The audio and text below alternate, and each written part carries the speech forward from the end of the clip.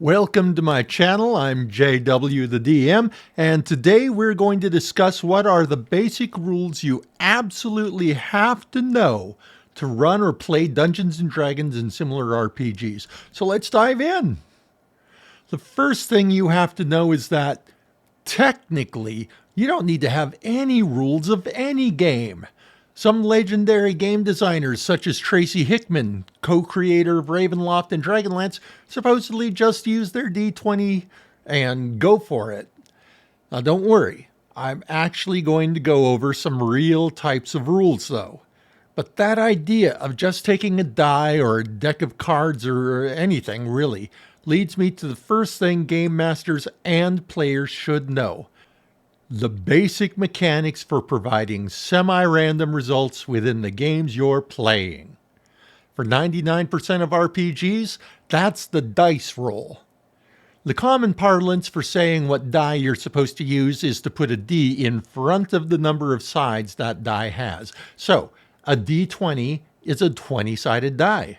Most games that you'll encounter are what we call D20 games, meaning that most of the most important things you'll be rolling for will be rolled on a D20.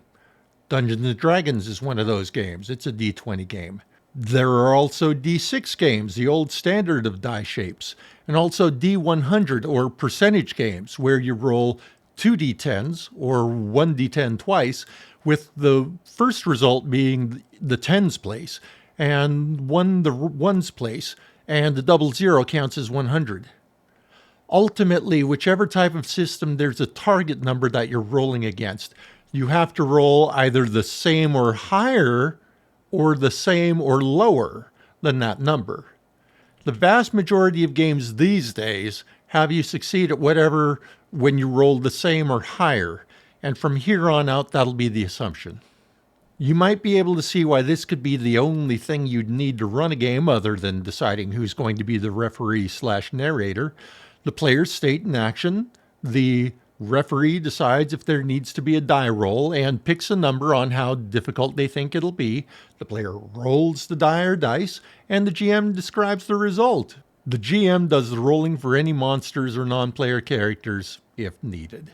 GM, by the way, means game master. They referee, they narrate, they play all the other roles. They're integral to the game. And that's it. There have been and still are GMs who run games with nothing more than those as the core rules. But we're talking about what you need to know to officially be running or playing an established, published system, like Dungeons & Dragons, which I'll be using to provide examples from here out. However, be aware that D&D has more complexity than some games, such as Cairn or Shadowdark, and creators like Professor Dungeon Master and Bob Worldbuilder appreciate games that are what's called rules light. By the way, if you're watching this video and you haven't subscribed to their channels, go do so. Not right now, but the links are in the description, so when the video's done, then go subscribe to their channels. But I digress. The next thing that both players and DMs should know is the basics of the core things you're rolling for. In D&D, that starts with combat. Notice I said the basics. In order for a new GM or new player to play, you don't need to know all the ins and outs and special cases and stuff like that just to get started. You can learn all that over the course of playing. For years, you'll still be learning rules. You'll, of course, go over the handbooks a few times. You'll learn more about those ins and outs. You'll look up some of the rules as they happen. You'll play with experienced GMs and players who are rules experts. That'll be helping you during play and teaching you. Dungeons & Dragons is a combat-based game. The role-playing and exploration don't usually require heavy rules or die rolls and are 90% done on the fly by the Dungeon Master, the D&D name for the GM. Combat-based games tend to have two areas that players and GMs both need to know the basics of to run a game. Obviously, the most important in a combat-based game is combat. In D&D, there are three basic ways to attack. Melee, which means hand-to-hand combat, whether with actual hands, teeth, claws, weapons like swords and axes, etc. Ranged, which means from a distance and includes things like bows and arrows, guns, etc. And magic, which I think is self-explanatory. Now there is a number which represents how difficult the target is to hit. It combines how agile a target is with what protection they're wearing and or carrying and is called armor class or AC. The attacker rolls a d20, adds a strength or dexterity bonus depending on whether the attack is melee or ranged, and the number you have to beat on the roll is the target's AC. That's it. Each kind of weapon has a different kind of die assigned to it to figure out how much damage you do on a hit, and you might have a bonus for that too. You deduct that damage number from the target's HP or hit points, and if the HP goes to 0, an NPC or monster dies, or a player character is knocked out and is dying, or simply dead if you're playing that kind of game. To recap, for D&D, it's a D20 roll plus a strength or dexterity bonus against a number of the target's AC. On a success, you roll another die to see how much damage that weapon deals to the target. Now, don't worry, I know this sounds a little bit confusing to hear on a video rather than see it in a book, and that is why I have included a link to a sheet that I created that basically sums this up. It's from a book that I have on DM's Guild that I'll probably start giving away free to people such as yourselves. But it's a good, it just overview, one page goes through combat, saving throw skills checks that you'll see later, some magic, and download that after the video. I think it'll be a great reference for you. Now, magic can be either melee, ranged, in some cases, an area of effect, and in other cases, automatically hit. If there's a bonus, it's based off of either intelligence or wisdom or charisma, all to be discussed later, rather than strength or dexterity. Some spells don't actually cause damage, some do. Like I said, some are affect an area or make somebody trip or whatever.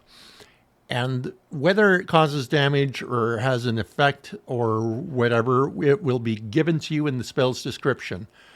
Some of them will require what's called a saving throw by the target to either reduce or completely avoid whatever effect or damage would be done. But we'll get the saving throws. It's one of the basics that DMs need to know that a new player doesn't necessarily, but they'll learn it. We'll get to that after we discuss the other thing that both players and DMs need to know, which is attribute stats and skills. Most combat-based games, in fact, almost all RPGs, combat or otherwise, have numbers assigned to various characteristics of the player characters in order to define their baseline abilities. Things like strength, intelligence, wisdom, dexterity, constitution, and charisma. If you didn't notice, those are the 6 attributes in D&D. Now, you should recall from combat that some of these attributes grant bonuses to attacks and other things. Other games and types of games might have other attributes, such as emotion or education, or even investigation, which in D&D is a skill rather than an attribute. The player, when creating their character, will usually roll some die or dice to determine what number goes to which attribute. Then, usually that attribute determines what bonus or penalty is added to rolls, usually D20 rolls, and that determines the success or failure regarding actions or reactions related to that attribute that's providing the bonus. So, to go back to combat, how hard you can swing your weapon to overpower someone's parry or slice into armor is based on strength, so you add the strength bonus to your attack roll.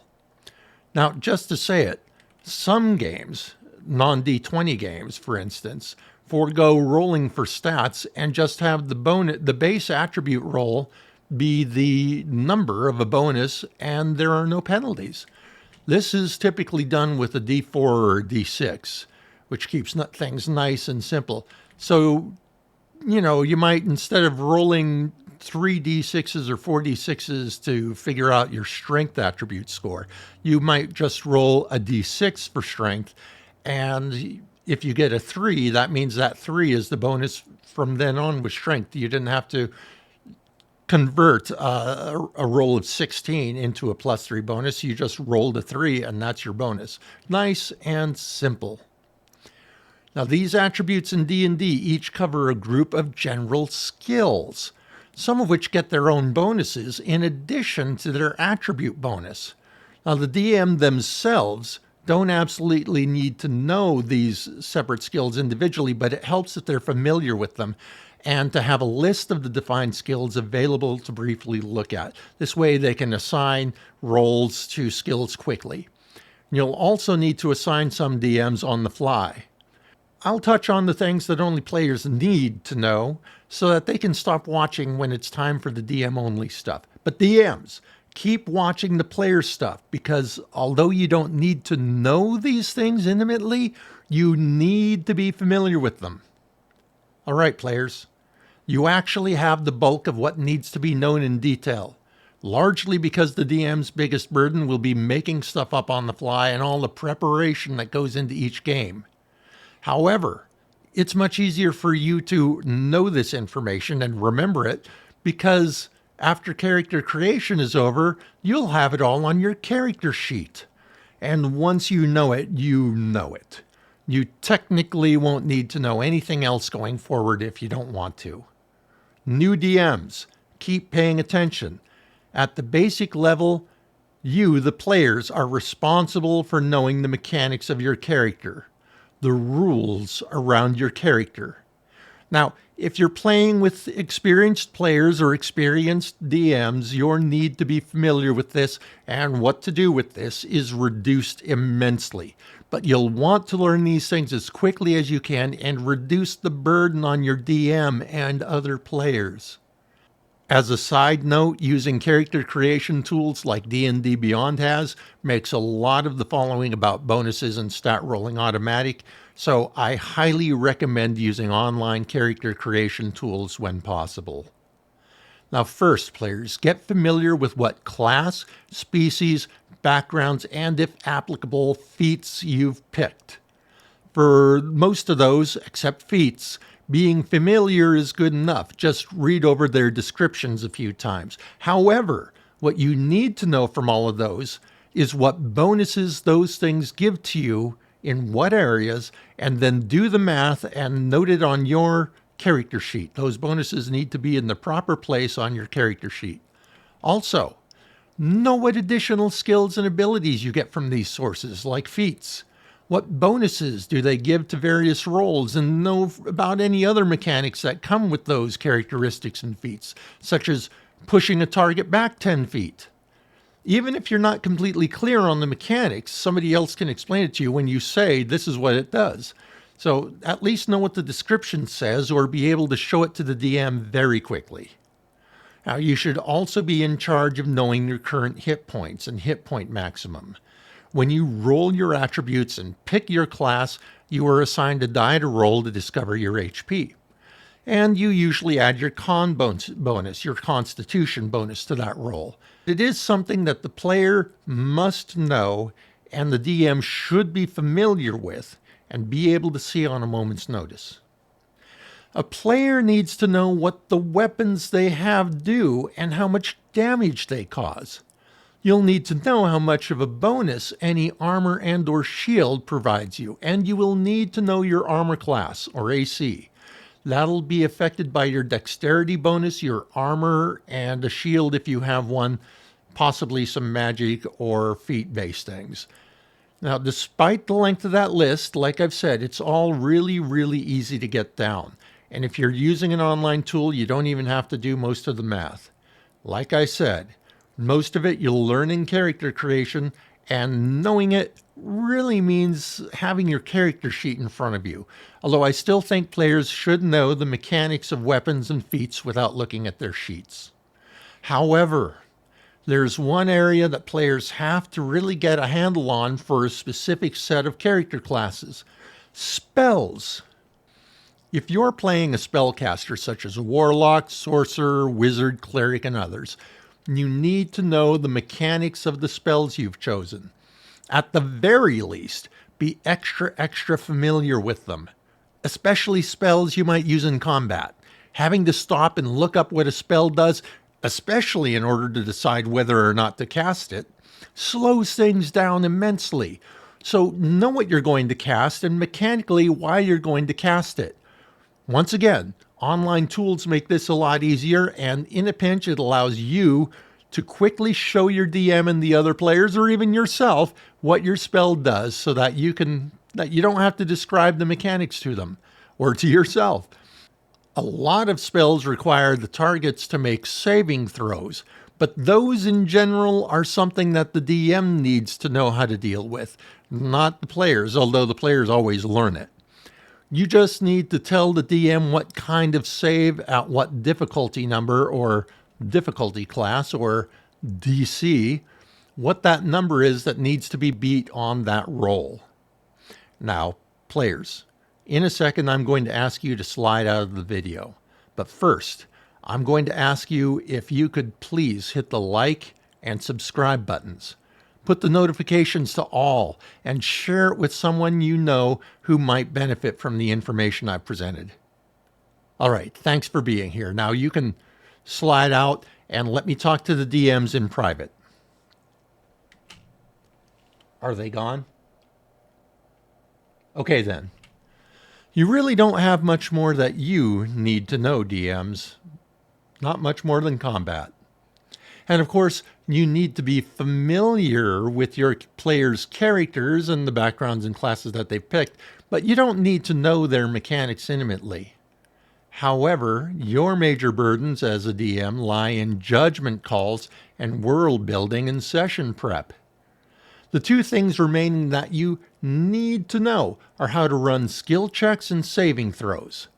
And they both require creative thinking from you and discernment about when to have them done if a spell or monster description doesn't tell you directly. Let's start with saving throws, as I think they're the less complicated of the two. The basic gist is, if something negative happens to or might happen to a character that using one of their attributes might get them out of, generally as a reflex, then that player gets to roll a d20 plus the bonus for that attribute to either reduce or avoid the effects or damage from the thing that is happening to that character. So for example, if a fighter is walking along a corridor and a pit trap opens beneath him, he should make a dexterity save to see if he leapt back the moment he felt the floor starting to give way. Let's say that the DC, the target number, is 12. The player has a dexterity of 16, so he gets a +3 bonus to this roll. He rolls a d20, adds 3, his bonus, to the result, and hopes that the final number equals or exceeds 12. If the player succeeds on the saving throw, then yes, he leapt back safely, avoiding getting stuck in the pit and taking fall damage and/or damage from the spikes on the bottom of the pit. Another example, if the green dragon blows poisonous gas, his breath weapon, onto the character makes a constitution saving throw to see how well his body responds to the poison, taking either full or half damage depending on whether he made the save.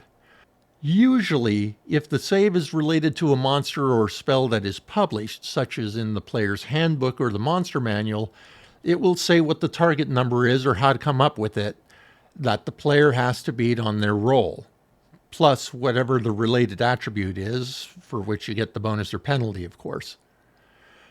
However, the trick comes in when something happens that isn't given to you in the books. Maybe you just made up that pit trap on the fly instead of it coming from a published adventure module. What should that difficulty class or DC, the target number, be? This is one of those judgment calls. How difficult do you think it is to escape the worst outcome? I like Shadowdark's metric on this. 9 is easy, 12 is normal, 15 is difficult, and 18 is really difficult. But in D&D, it's easy to have the characters be overly superheroic. You might think that the character would still have a hard time dodging that explosion, yet be 90% sure they'll make an 18 or above on their saving throw. So you can always set the DC to 20, for instance. Dexterity bonuses can go up to +4 naturally and above with various aids, so it's possible a character could roll a 24 or higher on a d20, but generally 9, 12, 15, and 18 should be all you need. Anything where you'd set the DC lower than 9, it's just better to forego using a saving throw and just assume success. When something is happening to a character or an NPC, it's usually up to you to call for a saving throw and understand how it works. Although, to be honest, once seen in action, everyone, including beginner players, will understand how it works. As I said, your job isn't to know what bonus the player's or penalty the player's character has for any given attribute. You only need to know that a save must be thrown and what the DC is going to be. Then you tell your player to make that roll, or you make it yourself if it's a monster or NPC that's affected, and go from there. Most skill checks now are identical to saving throws mechanically. The difference is that they usually get their bonuses or penalties a little bit somewhere other than the 6 main attributes. Skill checks are made under all sorts of circumstances, and I think are somewhat self-explanatory. There's that list of general skills in the middle of the character sheet that shows what you'll mostly be working with, and which attribute each skill's base bonus comes from. So class, background, species, feats known, all of those, plus something called proficiency, but you don't need to know about that right now, will add to the size of the bonus that a character gets when using each skill, when they perform that skill. If the action the character is taking isn't directly on the list, you, the DM, pick the listed skill it's closest to and ask for a skill check against the chosen DC using that closest skill. For example, one of the most common actions is for a rogue to try and pick a lock. There's no pick a lock skill listed on the character sheet, so most DMs use sleight of hand because that most closely matches what the rogue is doing. Now, a rogue probably has a proficiency with thieves' tools, so they'll get a bonus in addition to their skill bonus, but that's something the player needs to know and add to their roll. You can see why judgment and discernment become a big deal regarding skill checks, just like with saving throws, except they are far more common. You could make every last little action the players want to make into a skill check. Don't do that. Only bother with skill checks when something would be legitimately difficult, would greatly affect the narrative, and ideally when it would put people on the edge of their seats awaiting the result, like picking a lock. Use judgment and discernment here. And remember that I said they're a little more complicated than saving throws? Sometimes you have contested skill checks. 2 or more things are contesting each other, and each needs to make a skill check. Instead of a target DC, the highest result is the winner.